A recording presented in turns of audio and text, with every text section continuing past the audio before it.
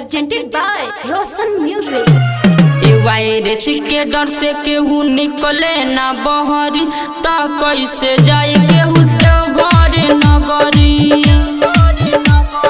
Virus के डर से केहू निकले ना बहरी ता कैसे जाए केहू तो घर नगरी।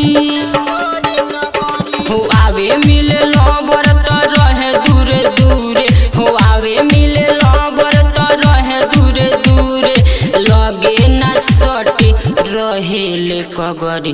हो वायरस के डर से केहू निकले ना बहरी तो कैसे जाई केहू देव घर नगरी। ये वायरस के डर से केहू निकले ना बहरी तो कैसे जाई केहू देव घर नगरी। ये वायरस के डर से केहू निकले ना बहरी, निकले ना बहरी।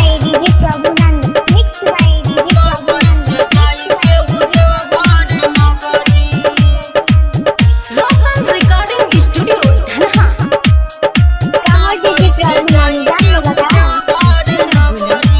आंसू के सावन लागेला सुना, आंसू के सावन लागेला सुना,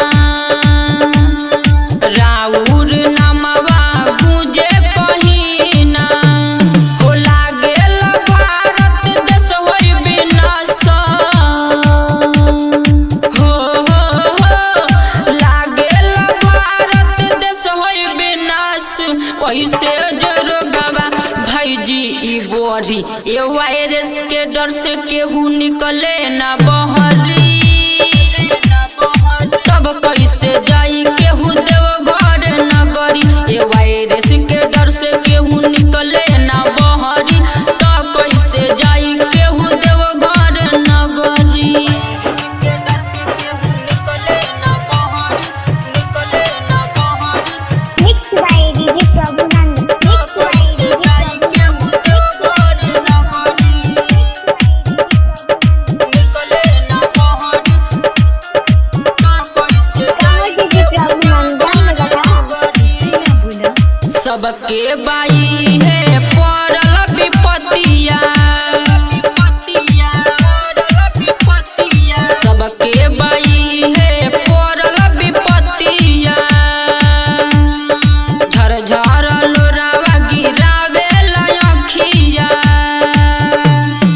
देवघर जाए लाज देखे सपनवा। हो देवघर जाए लाज देखे सपनवा, लागे विवेक आशिक अब की उजरी। ए वायरस के डर से केहू निकले ना बहरी।